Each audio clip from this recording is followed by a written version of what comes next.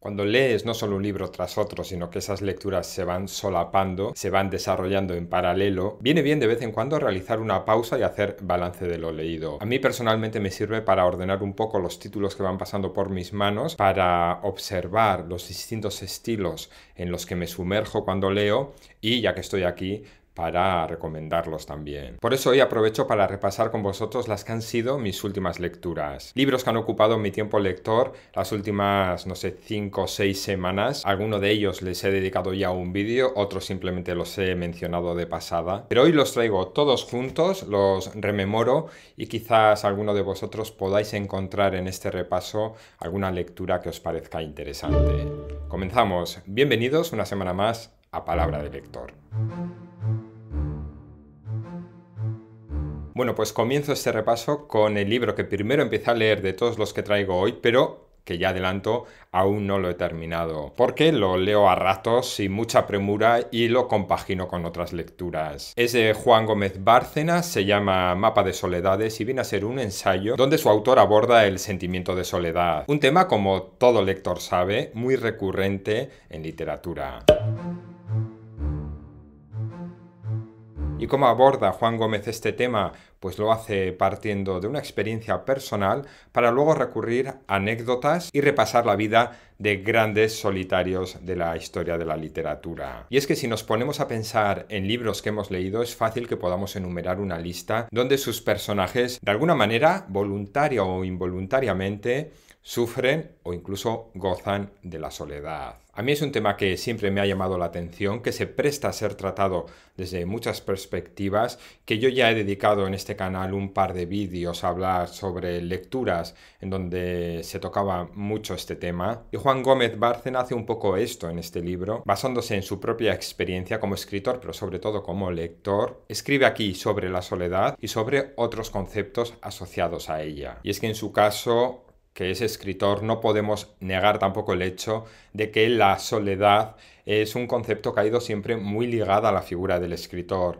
Bien porque un escritor necesita de la soledad para desarrollar su trabajo, o bien porque mucha gente acaba escribiendo tras estar inmersos en momentos de soledad. Hay quien afirma que la soledad es el mal de nuestros tiempos, pero yo, basándome en las novelas que he leído donde este tema está muy presente, creo que, además de ser un tema universal, es un sentimiento atemporal. En fin, este es un libro, hasta lo que yo he leído, interesante, es fácil de leer, yo creo que bien narrado, y que es un libro que recomiendo a lectores que, como yo, podáis sentir cierta atracción a la soledad como tema, como concepto, como sentimiento, y ver cómo Juan Gómez lo trata a través de varios ejemplos donde podemos ver las distintas caras de este sentimiento o este estado de muchos personajes. Durante las últimas semanas también leí esta novela, Los nombres de Felisa, del escritor colombiano Juan Gabriel Vázquez.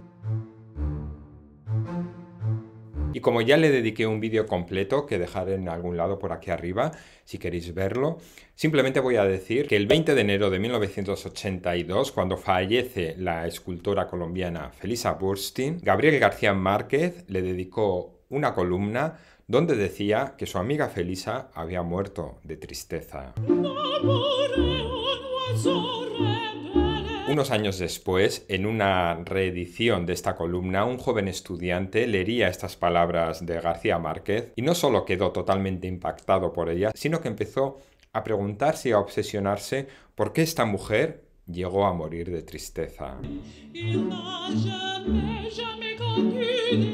Y esas palabras y esa curiosidad supusieron el germen de la novela que tengo aquí y que he leído hace poco, y que, a pesar de que se concibió y empezó a cocerse hace muchos años, no ha sido hasta hace muy poco que ha visto la luz. Recomiendo este libro a quienes queráis adentraros en una lectura entretenida y donde, a través de un hecho curioso, se nos presenta o nos permiten aproximarnos a la figura de una escultora que, aunque hoy en día casi ha caído en el olvido, llegó a ser muy famosa y conocida en los años 70, sobre todo en Bogotá, en Colombia. Eso sí, aclarar, aunque lo parezca, que esto no es una biografía como tal, sino una novela inspirada en la vida o en la figura de una escultora.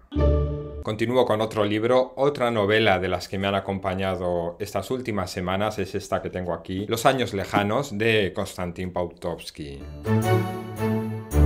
Este en concreto es el primer libro de 6 que componen la saga Historia de una vida. Una saga donde este autor ruso nos narra las memorias de su propia vida. Y siendo este autor un hombre al que le tocó vivir las 2 guerras mundiales y la Revolución Rusa, aprovecha este repaso de su vida para reflejar también una realidad histórica concreta en un momento y en un lugar, que además de trasfondo sirve para dar sentido a mucho de lo que cuenta o para justificarlo. En este libro en concreto, al ser el primero en la saga, el comienzo, digamos que el autor se centra en sus primeros años, en su infancia. Comienza cuando él, siendo estudiante de instituto, con 17 años, recibe un telegrama notificándole el estado moribundo de su padre. Con el fin de estar a su lado y acompañar a su padre en los últimos momentos de su vida, emprende un viaje a la casa familiar y este viaje, este regreso a la finca de la familia, le sirve de arranque para rememorar momentos de su infancia. ¿Y qué es lo que a mí personalmente más me gusta cuando un autor echa la vista atrás para recordar y rememorar momentos de su infancia, como es este el caso? Pues que aquí el autor adopta la mirada de su yo infantil, del niño que fue, entonces aquí la narración está impregnada de esa mirada tierna e inocente propia de un niño, que aún tiene sueños y ansias de aventura. Y haciéndolo así, lo que nos cuenta, por muy duro que sea, no está reinterpretado desde la visión de un adulto y por el contrario sigue conteniendo la sutileza y la sensibilidad propias del niño que las vivió. Eso sí, impregnado todo del estilo y la forma de alguien que controla mucho el lenguaje. Se lee muy bien, el libro está muy fragmentado en pequeños capítulos que funcionan como recuerdos o fragmentos de su memoria que se van sucediendo y a pesar de que no es un libro corto, digamos que esto aporta a la obra un ritmo bastante dinámico y que a nosotros como lectores nos va a permitir dosificar la lectura con bastante facilidad. La recomiendo a quienes queréis iniciaros en una saga larga porque, como he dicho, este no es más que el primero de 6 libros, creo que se acaba de publicar ahora el segundo. Y la recomiendo también a quienes sintáis curiosidad por conocer cómo fue la convulsa sociedad rusa de principios del siglo XX, porque aquí se verá reflejada. Y si el libro del que os acabo de hablar parte de los recuerdos de un niño, en el que os traigo ahora, la historia la conocemos también a través de la mirada de una niña. Una niña que se encuentra en una situación muy particular y que ha vivido además bajo unas condiciones también muy particulares. Y el libro en cuestión al que me refiero es Crisálida, de Fernando Navarro.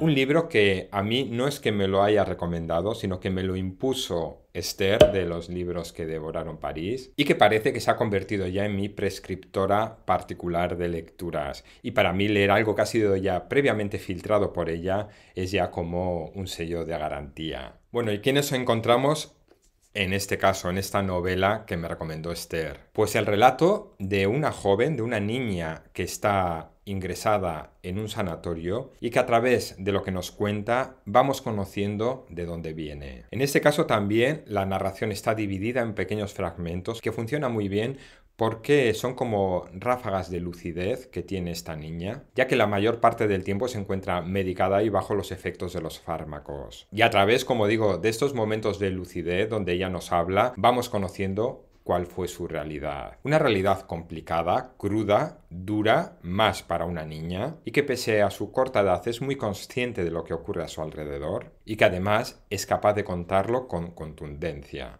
Sabemos que tiene varios hermanos y que sus padres, cansados o empujados o cegados por un estilo de vida bastante tóxico y sus paranoias, deciden abandonar su piso de Granada para emprender una nueva vida en las profundidades del bosque. Un cambio de vida que a priori puede sonarnos como algo sano, pero que sin embargo se produce de forma impulsiva, sin previsión, sin organización, sin atender las necesidades de unos niños que se enfrentan a este cambio con miedo y que no les queda otra que ir afrontando el aislamiento, el frío y las consecuencias derivadas de este cambio tan radical. Y donde puede que el peligro, más que en la hostilidad o en lo salvaje del entorno, esté dentro de la propia familia.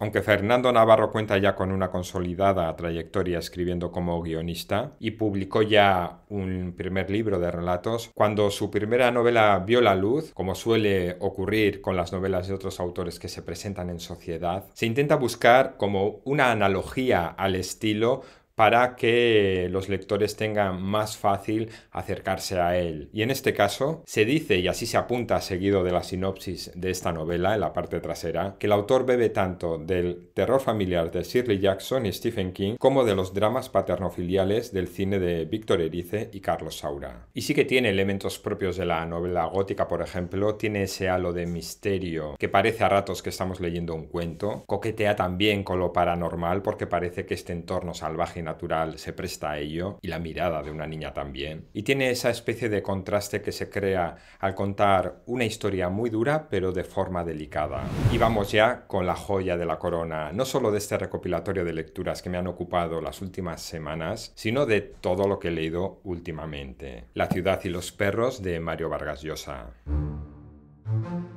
Autor que lamentablemente ha sido noticia estos últimos días, como sabréis, por su fallecimiento. Yo comencé a leer este libro hace varias semanas.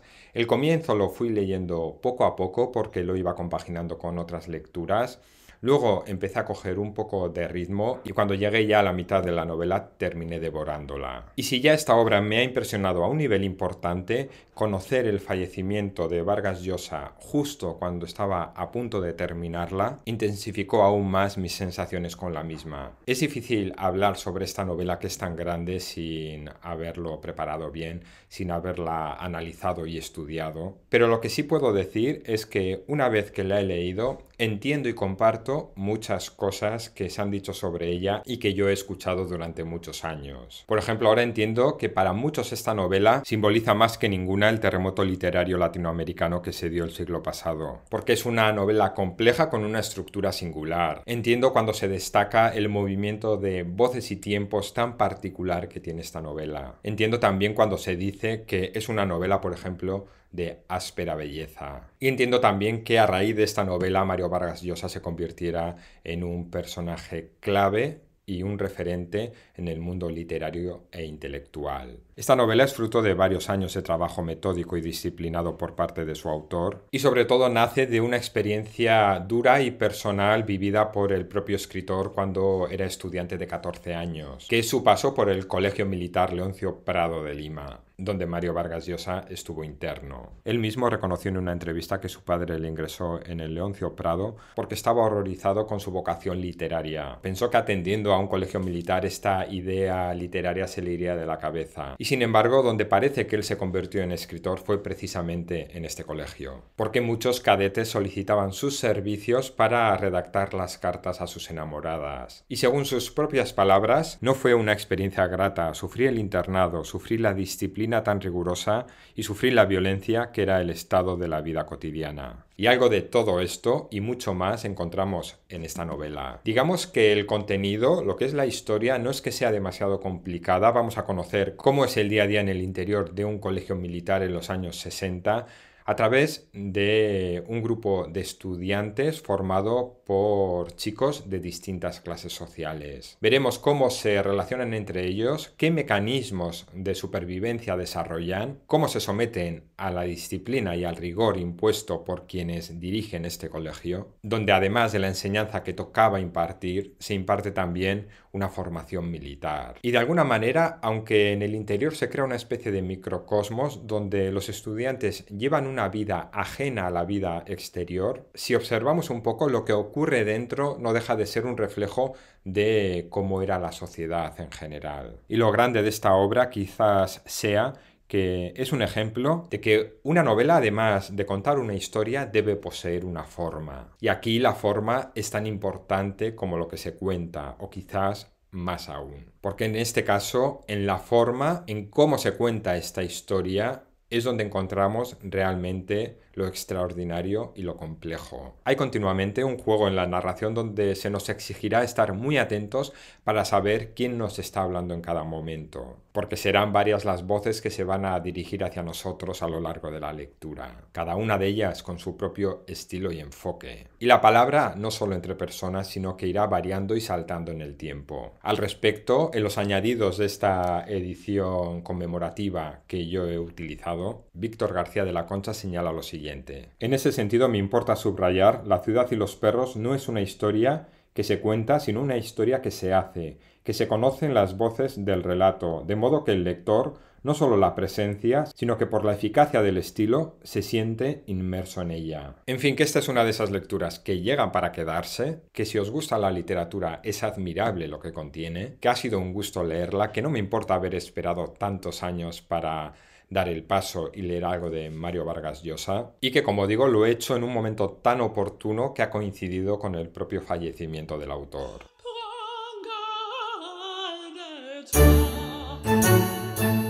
Y nada más, hasta aquí este vídeo de hoy, hasta aquí este repaso de las lecturas que me han ocupado durante las últimas semanas. Comentadme ahora vosotros qué habéis leído, si habéis leído alguno de estos títulos. Podéis compartir si queréis vuestras impresiones en los comentarios, que yo por lo menos estaré encantado de leerlas. Gracias como siempre, si aún estáis aquí, por haberme acompañado durante estos minutos. Nos vemos ya en un siguiente vídeo. Hasta entonces, espero que disfrutéis de vuestras lecturas. Hasta luego.